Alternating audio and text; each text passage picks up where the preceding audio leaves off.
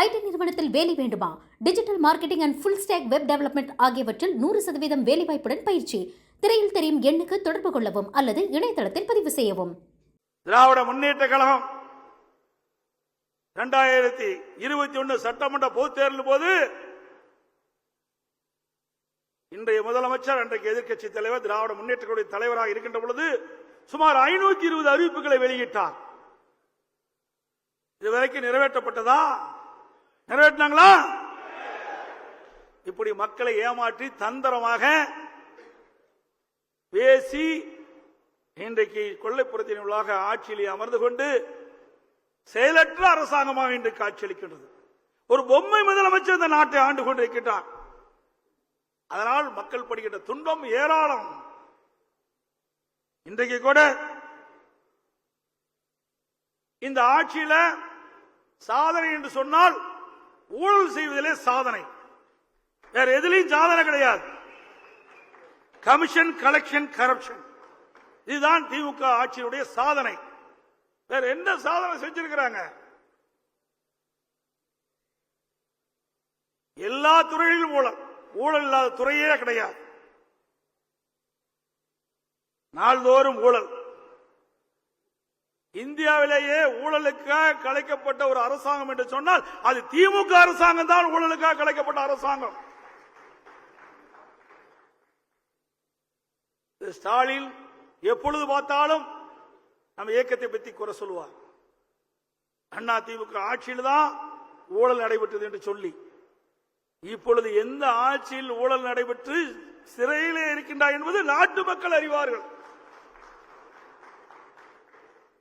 அண்மையிலே ஒரு அமைச்சருக்கு நீதிமன்றத்தின் மூலமாக தண்டனை கிடைச்சிருக்குது. இன்னும் பல பேருக்கு தண்டனை கிடைக்க காத்து கொண்டிருக்கின்றார்கள். அந்த முன்னாள் இருக்கிற வரிசையெல்லாம் போயிடும். அந்த சட்டமன்றத்தில் முன் வரிசையில் அமர்ந்து கொண்டிருக்கின்ற மந்திரிகள் எல்லாம் மக்களை பார்க்கல, நீதிமன்றத்துக்கு எப்பொழுது தீர்ப்பு வரும் என்று எதிர்நோக்கி கொண்டிருக்கிறார்கள்.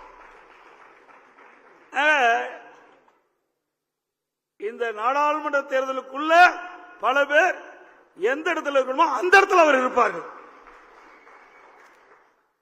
அதோட இன்றைக்கு ஒரு அமைச்சர் சிறையில் இருந்து கொண்டிருக்கிறார். யார் என்று உங்களுக்கு தெரியும். 5 மாசமா அழகா சொல்றீங்க, சிறையில் இருந்திருக்கிறார். நம்முடைய நீதிமன்றம் ஒரு தீர்ப்பை வழங்குச்சு. ஒரு அமைச்சர் சிறையில் இருக்கின்றார். அவர் அமைச்சராக பார்ப்பதா, கைதியாக பார்ப்பதா? அமைச்சர் என்றால் புரோட்டோகால், அவருக்கு தகுந்த மரியாதை கொடுக்க வேண்டும். கைதி என்றால் அங்கே மற்ற கைதியோடு இருக்க வேண்டும். அந்த கேள்வி எழுப்புகின்ற பொழுது நீதியரசர் சொன்னார், சென்னை உயர்நீதிமன்றத்தில் சட்ட நெறிமுறைப்படி நல்ல அரசாட்சி தர முதலமைச்சர் நினைத்தால் அவரை தார்மீக அடிப்படையில் பதவியில் இருந்து விலகி இருக்கலாம். எவ்வளவு அற்புதமா சொல்லிட்டார். இன்னும் சூடு சொரணை இல்லை. நீதிமன்றம் கொடுத்த தீர்ப்பு கூட, நீதிமன்றம் அற்புதமான கருத்தை சொன்ன பிறகும் கூட இன்னும் அமைச்சரவையிலிருந்து விடுவிக்காத இருக்கிறது. காரணம், விடுவிச்சுட்டா இவரை பற்றி சொல்லிட்டா அவரிடத்தில் இவர் போயிடுவார். இருக்கிற முதலமைச்சர் அவருடைய இடத்திற்கு வரவழைச்சாலும் பயம். ஆகவேதான் இன்று வரை இதற்கு மௌனம் காக்கின்றார்.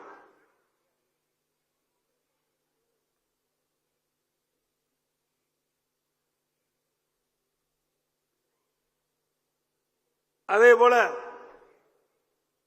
இன்றைக்கு இருக்கின்ற முதலமைச்சர் திராவிட முன்னேற்ற கழகத்தினுடைய தலைவராக இருக்கிறார். அவர் பொதுக்குழு கூட்டத்தில் பேசுறார். திமுக பொதுக்குழு கூட்டத்தில் பேசுறார். நாள்தோறும் காலையில் நம்மவர்கள் யாரும் எந்த புது பிரச்சனையும் உருவாகி கூடாது என்று நினைப்போடுதான் கண் விழிக்கிறேன். எப்படி பேசுறார்? நாள்தோறும் காலையில் நம்மவர்கள் திமுக யாரும் எந்த புது பிரச்சனையும் உருவாக்கி கூடாது என்ற நினைப்போடுதான் கண் விழிக்கின்ற என்று ஒரு முதலமைச்சரே சொல்றார். அப்படின்னா அந்த கட்சியில எவ்வளவு அராஜகம் இருக்குதுன்னு பாருங்க. இவர் நாட்டை ஆண்டு அந்த நாடு உருப்படியாகுமா?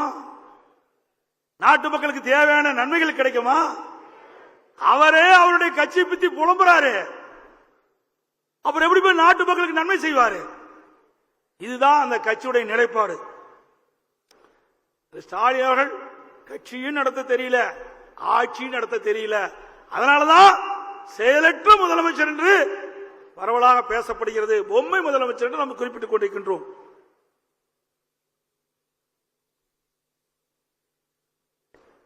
திமுக அரசாங்கத்துக்கு இறங்க முகம் தொடங்கிவிட்டது. எங்கே பார்த்தாலும் எனக்கு முன்னாலே பேசியவர்கள் குறிப்பிட்டதை போல ஒரு நல்லதுக்கு போனாலும் சரி, ஒரு துக்கத்துக்கு போனாலும் சரி, மக்கள் பேசுவதெல்லாம் திமுக ஆட்சி எப்போது போகும், மீண்டும் அனைத்து இந்திய அண்ணா திராவிட முன்னேற்ற கழக ஆட்சி எப்பொழுது வரும் என்ற குரல் ஒலித்துக் கொண்டு இருக்கின்றது. நாம சொல்லல, மக்களுடைய கருத்து பரவலாக இன்றைக்கு இருந்து கொண்டிருக்கின்ற யதார்த்த நிலையை இந்த நேரத்தில் குறிப்பிட விரும்புகின்றேன். மக்கள் மனம் மாறப்பட்டு விட்டது. மக்களுடைய எண்ணம் இன்னைக்கு தெளிவாக இருக்கின்றது. அடுத்த எந்த தேர்தல் வந்தாலும் அனைத்து இந்திய அண்ணா திராவிட முன்னேற்ற கழக கூட்டணி தான் வெற்றி பெறும் என்ற எண்ணம் மக்களிடத்தில் எழுந்து விட்டது.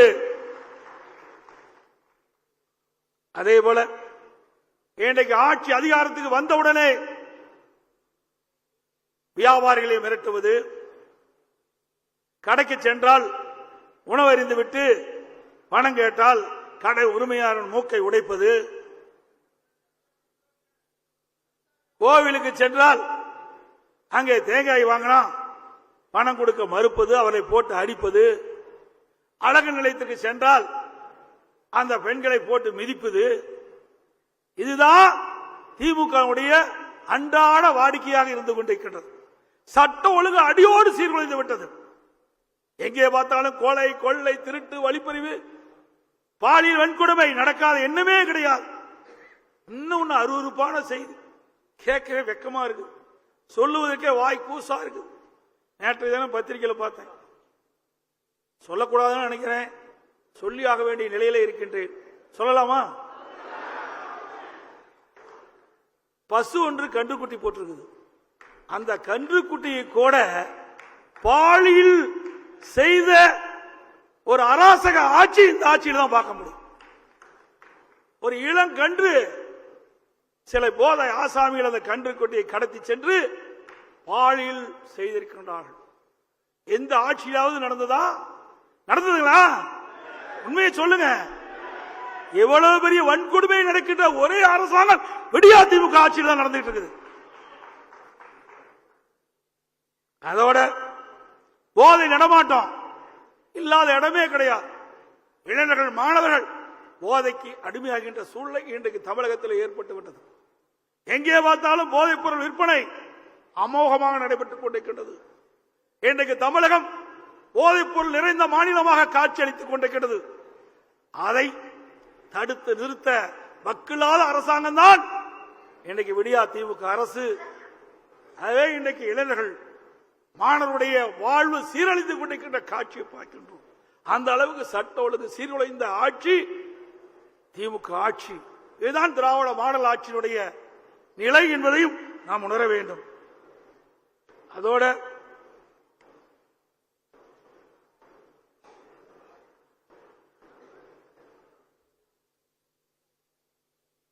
விவசாயிகள் மிக துன்பத்துக்கு ஆளாயிருக்கிறார்கள். பேரிடர் காலங்களிலே விவசாயிகளுடைய பயிர்கள் எல்லாம் மழையிலே முழுகி சேதமடைந்து விட்டது. அதற்கு தேவையான நிவாரணத்தை வழங்காத அரசுதான் விடியா திமுக அரசு. இன்றைக்கு டெல்டா மாவட்டங்களிலே குறுவை சாகுபடி பயிர், அதற்கு தண்ணீர் விடுவதற்காக இன்றைய முதலமைச்சர் மேட்டூருக்கு சென்று தண்ணீரை திறந்து வைத்தார். அப்பொழுது சொன்னார், சுமார் 5 லட்சம் ஏக்கரிலே டெல்டா மாவட்டத்தில் இருக்கின்ற விவசாயிகள் குறுவை சாகுபடி செய்வார்கள் என்று கட்சித்து பத்திரிகையில், ஊடகத்திலும் செய்தி வெளியிட்டார். அதற்கு தேவையான தண்ணீரை கொடுக்க வேண்டுமா? திரு முதலமைச்சருடைய பேச்சை கேட்டுத்தான் அந்த விவசாயிகள் குறுவை சாகுபடி செய்தார்கள். குறுவை சாகுபடி செய்து ஒரு 1.5 மாதம் கழித்து அதுக்கு போதிய நீர் கிடையாது. 3 லட்சம் ஏக்கர் கருகி மிகுந்த சேதத்துக்கு உள்ளாயினார்கள் விவசாய பெருங்குடி மக்கள். அந்த விவசாயிகள், குறுவை சாகுபடி செய்த விவசாயிகள் பயிர் காப்பீட்டு திட்டத்தின் மூலமாக இடம்பெற செய்யாத காரணத்தினாலே அந்த இழப்பீட்டு தொகையும் அவர்களுக்கு கிடைக்கவில்லை. அதோடு அனைத்து இந்திய அண்ணா திராவிட முன்னேற்ற கழக ஆட்சி இருக்கின்ற பொழுது, பேரிடர் காலத்திலே இப்படிப்பட்ட சூழ்நிலை ஏற்படுகின்ற பொழுது பயிர் காப்பீட்டு திட்டத்தின் மூலமாக நெற்பயிருக்கு ஒரு ஹெக்டருக்கு சுமார் 87,000 ரூபாய் விவசாயிகளுக்கு வாங்கி கொடுத்தோம். அதோடு பாதிக்கப்பட்ட விவசாயிகளுக்கு ஒரு ஹெக்டருக்கு 20,000 ரூபாய் கொடுத்தோம். ஆனால் இந்த விடியா திமுக அரசு விவசாயிகளுக்கு முறையாக பயிர் காப்பீட்டு திட்டத்திலே இடம்பெற செய்யாத காரணத்தினாலே அந்த பயிர் காப்பீட்டு திட்டத்தின் மூலமாக பாதிக்கப்பட்ட விவசாயிகளுக்கு அந்த இழப்பீட்டு தொகை கிடைக்கவில்லை. அதோடு இந்த விடியா திமுக அரசு அந்த விவசாயிகளுக்கு வெறும் 13,500 ரூபாய் தான் கொடுத்தாங்க. அதுவும் NTRF தேசிய பேரிடர் நிவாரண நிதியில 17,000 ரூபாய் கொடுக்கணும்னு சொல்லியிருக்காங்க. அதை கூட குறைச்சு கொடுத்த அரசாங்கம் தான் விடியா திமுக அரசு. மத்திய அரசு நிர்ணயிக்கப்பட்ட தொகையை விட குறைவான தொகைதான் பாதிக்கப்பட்ட விவசாயிகளுக்கு நிவாரணமாக வழங்கிய அரசாங்கம் தான் இந்த விடியா திமுக அரசு என்பதை நேரத்தில் சுட்டிக்காட்ட கடமைப்பட்டிருக்கின்றேன். அதே போல இன்னைக்கு விவசாயிகள் நாட்டுடைய முதுகெலும்பு, இரவல் பாராமல் ரத்தத்தை வேர்வையாக மண்ணிலே சிந்தி உழைக்கின்ற அந்த விவசாய பெருங்குடி மக்கள் இந்த அரசு அநீதி இழைக்கின்றது, வஞ்சிக்கின்றது. திருவண்ணாமலை மாவட்டம் செய்யார் அந்த பகுதியிலே சிப்காட்டுக்கு நிலம் விரிவுபடுத்துவதற்காக இரவுகள் பாராமல் அந்த நிலங்களை பக்குவப்படுத்தி முப்போகம் விளையக்கூடிய பொன் விளைகின்ற பூமியாக அந்த மாவட்ட மக்கள் உருவாக்கி வைத்திருந்த அந்த நிலத்தை இந்த விடியா திமுக அரசு பறிக்க பார்த்தது. தன்னுடைய நிலம் பறிபோகிவிடும் என்ற அச்சத்தின் அடிப்படையிலே அவர்கள்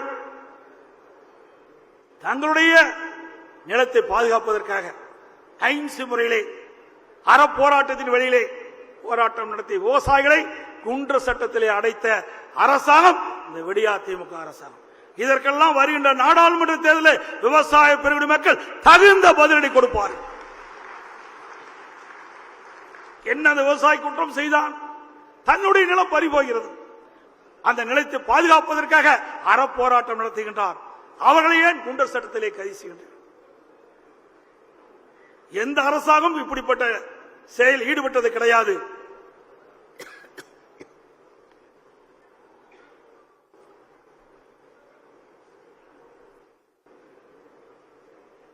அதே போல இயற்கை சீற்றம், அனைத்து இந்திய அண்ணா திராவிட முன்னேற்ற கழகத்தில் பல புயல்கள் வந்தது. அத்தனை புயல்களும் புயல் வேகத்திலே நம்முடைய அரசாங்கம் வேகமாக துரிதமாக செயல்பட்டு அடிச்சுவடே இல்லாமல் அந்த பணியை அத்தனையும் நிறைவேற்றப்பட்ட அரசாங்கம் அதிமுக அரசாங்கம். இன்றைக்கு அண்மையில் மிக்ஸாம் புயல் வந்தது. அப்போ வெறும் மழை தான் பெஞ்சது, காத்து அடிக்கல. இதே காலகட்ட வர்தா புயல்ல பாத்தீங்கன்னா கிட்டத்தட்ட கடுமையான சேதம் அந்த புயல் காற்றால். சென்னை மாநகரத்தில் மட்டும் 6 லட்சம் மரம் சாஞ்சு போயிருந்தது, சாய்ந்து கிடந்தன. சுமார் 2 லட்சம் குப்பைகள் தேங்கி கிடந்தது. அதை அத்தனையும் முறையாக அகற்றினோம். இன்றைய தினம் வெறும் மழை தான் பொழிஞ்சது, அது 350 மரம் தான் சாய்ஞ்சது. இதை கூட இந்த விடியா திமுக அரசு திட்டமிட்டு செயல்படாத காரணத்தினாலே கடுமையாக மக்கள் பாதிக்கப்பட்டார். அனைத்து இந்திய அண்ணா திராவிட முன்னேற்ற கழக அரசு இருக்கின்ற பொழுது வடகிழக்கு பருவமழை துவங்குவதற்கு முன்பாகவே, 1 மாதத்திற்கு முன்பாகவே சம்பந்தப்பட்ட துறை அதிகாரிகளை அழைத்து ஆலோசனை கூட்டம் நடத்துவோம். அந்த கூட்டத்தில் வருவாய்த்துறை, உள்ளாட்சித்துறை, காவல்துறை, பொதுப்பணித்துறை, நெடுஞ்சாலைத்துறை, மக்கள் நல்வாழ்வுத்துறை, மின்சாரத்துறை போன்ற துறைகள் எல்லாம் ஒன்றாக இணைந்து செயல்பட்டோம். அதனால் புயல் வந்தாலும் சரி, கனமழை வந்தாலும் சரி, மக்கள் காப்பாற்றப்பட்டார்கள். சென்னை மாநகரத்தில் 15 மண்டலங்கள் இருக்கின்றன. 15 மண்டலத்திற்கும் அனுபவம் இந்த மூத்த ஐஏஎஸ் அதிகாரிகளை நியமித்து அவர்களுக்கு தக்க ஆலோசனை வழங்கி ஒவ்வொரு மண்டலத்துக்கும் ஒவ்வொரு ஐஏஎஸ் அதிகாரிகள் அங்கே சென்று அந்த மண்டலத்துக்கு உட்பட்ட கோட்டங்களே என்னென்ன பிரச்சனை என்பதை ஆய்வு செய்து ஆலோசனை நடத்தி அவர்கள் ஒரு வாரமாக அந்த மண்டலத்துக்கு உட்பட்ட வார்டு டிவிஷனிலே போய் நேரடியாக சென்று எந்தெந்த வடிநீர் கால்வாயில் தூர் வார வேண்டும், எந்தெங்கே அடைப்பு இருக்கின்றது, அதையெல்லாம் எப்படி சரி செய்ய வேண்டும் என்று திட்டமிட்டு செயல்பட்ட காரணத்தினாலே அனைத்து இந்திய அண்ணா திராவிட முன்னேற்ற கழக ஆட்சியிலே மக்களை காப்பாற்றப்பட்டோம், பாதிப்பிலிருந்து மீட்டெடுத்தோம். இந்த விடியா திமுக ஆட்சியில எதுவுமே செய்யல. ஒரு செயலற்ற முதலமைச்சர் இந்த முன்னெச்சரிக்கை நடவடிக்கை எதுவுமே எடுக்கல. அதனால சென்னை தண்ணீரிலே தத்தளித்தது. அது மட்டுமல்ல, அனைத்து இந்திய அண்ணா திராவிட முன்னேற்ற கழக ஆட்சி இருக்கின்ற பொழுது இந்த மண்டலத்துக்கு நியமிக்கப்பட்ட ஐஏஎஸ் அதிகாரிகள் எந்தெந்த கோட்டத்தில், எந்தெந்த சாலையில, எந்தெந்த வீதியில எவ்வளவு தண்ணி தேங்கும், அதை எப்படி அப்புறப்படுத்த வேண்டும், அதற்கு என்ன திறன் கொண்ட மோட்டார் வேணும் என்று அரசுடைய கவனத்திற்கு கொண்டு வந்து 1400 மின் மோட்டார்களை நாங்கள் தயார் நிலையில வைத்து எந்த பகுதியிலே அதிகமாக தண்ணி இருக்கின்றதோ அந்த பகுதியிலே எத்தனை குதிரை திறன் கொண்ட மோட்டார் மின் மோட்டாரை வைத்தால் ராட்சத மோட்டாரை வைத்து தண்ணீரை அகற்றி உடனுக்குடன் நிவர்த்தி செய்த அரசாங்கம் அண்ணா திமுக அரசாங்கம். திரு ஸ்டாலின் அவர்களே, அதே போல உணவு அங்கே சுமார் 400க்கும் மேற்பட்ட அம்மா உணவகங்கள் அங்கே இருந்தன.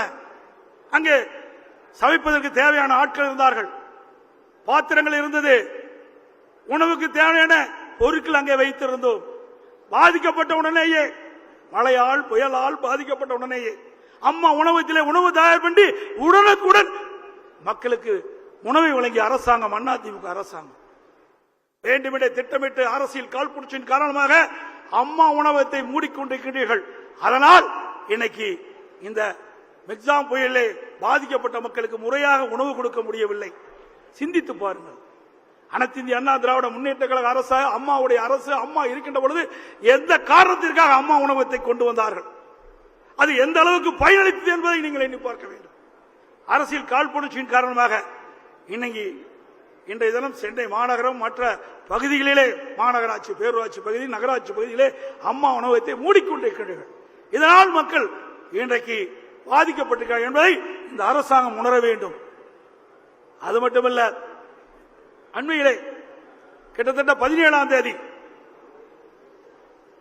தூத்துக்குடியில், தென் மாவட்டம், திருநெல்வேலி, தூத்துக்குடி, தென்காசி, கன்னியாகுமரி 4 மாவட்டங்களிலே அதிக மழை பெய்யும் என்று இந்திய வானிலை ஆய்வு மையம் 14ஆம் தேதியே அறிவிக்கப்பட்டு விட்டது. 14ஆம் தேதி அறிவிக்கப்பட்டு விட்டது.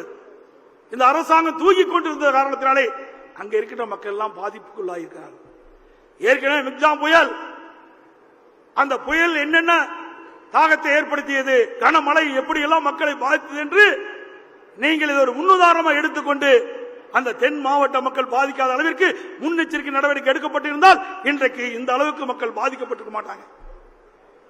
இந்த முதலமைச்சருக்கு தான் ஒன்றுமே தெரியாத, இதுதான் பொம்மை முதலமைச்சர். இப்படி பொம்மைக்கு சாவி கொடுத்தா கை தட்டும் பாருங்க, அப்படித்தான் ஆண்டிட்டு இருக்காரு. இதனால மக்கள் தான் துன்பப்படுறாங்க, மக்கள் தான் வேதனைப்படுறாங்க. நிர்வாக திறனற்ற, செயலற்ற முதலமைச்சர் இந்த நாட்டை ஆண்டு கொண்டிருக்கிறாரே. இன்றைக்கு இப்படிப்பட்ட சூழ்நிலையில், பேரிடர் காலத்தில் மக்கள் பல்வேறு சவால்களை, துன்பத்தங்களை அனுபவிக்க வேண்டிய சூழ்நிலை இன்றைக்கு தள்ளப்பட்டிருக்கின்றார்கள். இன்றைக்கு கூட கிட்டத்தட்ட 17ஆம் தேதியிலிருந்து இன்று வரை தூத்துக்குடி மாவட்டத்தில், தூத்துக்குடி மாநகரம் பல்வேறு பகுதியில் இன்னும் தண்ணீர் வடியல. கனமழையின் போது ஆங்காங்கே சாலைகள் தேங்கிய நீர் அப்படியே இருக்குது. அங்க இருக்கின்ற கால்நடைகளும் செத்து மிதக்கின்றன. தொற்று நோய் வந்துவிட வேண்டும் மக்கள் அச்சப்பட்டு தொலைக்காட்சிகளில், பத்திரிகையில் அந்த செய்தியை பார்க்கிறோம். 8 நாட்கள் ஆகிடும்னா விடிவு காலம் பிறக்கல. தூத்துக்குடி மாநகர மக்களுக்கு, தூத்துக்குடி மாவட்ட மக்களுக்கு உடனடியாக ராட்சத மின் மோட்டாரை வச்சு எங்கெங்க அதிகமா தண்ணி இருக்குதோ அந்த பகுதிகளெல்லாம் தண்ணீரை இறக்கப்பட்டிருந்தா அந்த நிலை இருக்காது. ஒண்ணுமே செய்யல. நான் 19ஆம் தேதி போனேன். 19ஆம் தேதி போய்கிட்ட போது எல்லா பகுதியிலுமே தண்ணி சூழ்ந்திருக்கு. அங்க ஒரு பகுதிக்கு போய் பார்த்தேன். ஒரு கால்வாய் பேர் என்ன? வக்கீல் ஓடை என்ற ஒரு ஓடை. அது தூத்துக்குடி மையப்பகுதியில் ஓடிட்டு இருக்குது. மழை வருகின்ற காலங்களிலே அந்த ஓடையின் வழியாக நீர் ஓடி கடலிலே கலக்கும். அதை அனைத்து இந்திய அண்ணா திராவிட முன்னேற்ற கழக அரசுகின்ற பொழுது ஸ்மார்ட் சிட்டி திட்டத்தின் மூலமாக அதுக்கு நிதி ஒதுக்கீடு செஞ்சு அந்த பணிகள் எல்லாம் 80% நிறைவேற்றப்பட்டு விட்டது. அதே போல தூத்துக்குடி மாநகர பகுதியில் இருக்கின்ற கால்வாய்கள் எல்லாம் ஸ்மார்ட் சிட்டி திட்டத்தின் மூலமாக எடுத்துக் கொள்ளப்பட்டு அந்த பணிகள் நடைபெற்றுக் கொண்டிருந்தது. ஆட்சி மாற்றம் வந்தது, விடியா திமுக ஆட்சிக்கு வந்தது. இன்றைய முதலமைச்சர் அந்த 20% பணி கூட நிறைவேற்றல. கடந்த 2.5 ஆண்டு விடியா திமுக ஆட்சியில அந்த வகில் ஓடை பணி நிறைவு பெறாத காரணத்தினாலே 20% பணி கூட நிறைவு பெறவில்லை. அதற்கு காரணம் கமிஷன். ஐடி நிறுவனத்தில் வேலை வேண்டுமா? Digital marketing and full stack web development ஆகியவற்றில் 100% வேலைவாய்ப்புடன் பயிற்சி. திரையில் தெரியும் எண்ணுக்கு தொடர்பு கொள்ளவும் அல்லது இணையதளத்தில் பதிவு செய்யவும்.